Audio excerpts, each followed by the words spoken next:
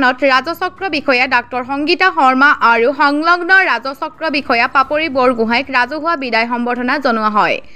মৰাণ ৰাজচক্ৰ বিষয়া ডাক্তৰ সংগীতা শৰ্মা আৰু সংলগ্ন ৰাজচক্ৰ বিষয়া পাপৰি বৰগোহাঁইক মৰাণ ৰাজচক্ৰ কাৰ্যালয়ত বিদায় সম্বৰ্ধনা। মৰাণ ৰাজচক্ৰ কাৰ্যালয়ৰ বিষয়া কৰ্মচাৰী উদ্যোগত মৰাণ ৰাজচক্ৰ কাৰ্যালয়ৰ গাঁও প্ৰধান ভৱনত মৰাণ ৰাজচক্ৰ বিষয়া ডাক্তৰ সংগীতা শৰ্মা আৰু সংলগ্ন ৰাজচক্ৰ বিষয়া পাপৰি বৰগোহাঁইক বিদায় সম্বৰ্ধনা জনোৱা হয়।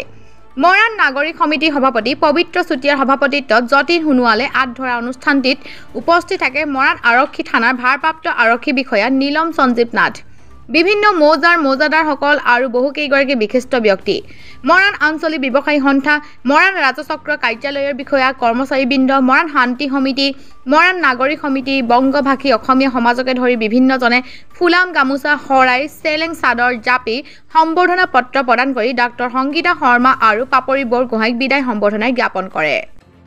সঁচাই এক মোৰ অনন্য অভিজ্ঞতা হ'ল মৰাণ ৰাজচক্ৰত প্ৰায় 3 বছৰ মই কৰ্মৰত থাকিলোঁ আৰু মৰাণ বস্তুটো সঁচাই বিশেষ অভিজ্ঞতা পালোঁ। বিভিন্ন ধৰণৰ কাম ইয়াত শিকিলোঁ আৰু স্পেচিয়েলি মই মৰাণবাসী ৰাইজক ধন্যবাদ জনাম। তেওঁলোকে বিভিন্ন সময়ত বিভিন্ন ধৰণে সহায় কৰি আহিছে আৰু লগতে মোৰ মৰাণ ৰাজচক্ৰৰ সকলো কৰ্মচাৰীক মই আন্তৰিক ধন্যবাদ আৰু কৃতজ্ঞতা জ্ঞাপন কৰিছোঁ। তেওঁলোকৰ সুন্দৰ কৰ্মদক্ষতা আৰু প্ৰচেষ্টাৰ কাৰণে আমি মিছন হোৱাটো এক সন্মান পাবলৈ সক্ষম হৈছোঁ।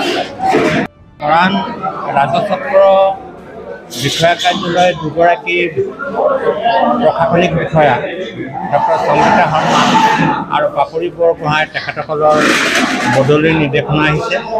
গতিকে আমি তেওঁলোকক বিদায় সম্বৰ্ধনা জনাবৰ কাৰণে আজি এখন ৰাজহুৱা সভা আয়োজন কৰা হৈছে আৰু এই সভাৰ যোগেদি মৰাণৰ বিভিন্ন অনুষ্ঠান প্ৰতিষ্ঠান সংগঠনৰ তেখেতসকলক আমি বিদায় সম্বৰ্ধনা জনাওঁ আৰু তেখেতসকলে যিমান দিন আমাৰ ইয়াত আছিল মৰাণৰ বিভিন্ন সামাজিক বা অন্যান্য প্ৰশাসনিক কামত যি কি যোগ্যতাৰে তেওঁলোকে কাম কৰিছিল তাকৈ তেওঁলোক ধন্যবাদ পাম আৰু আমি আশা ৰাখিছোঁ আমাৰ ইয়াৰ পৰা যি ঠাইলৈকে তেওঁলোক নাযাওক লাগিলে তাত যাতে তেওঁলোকে আৰু ইয়াতকৈ ভালকৈ কাম কৰিব পাৰে।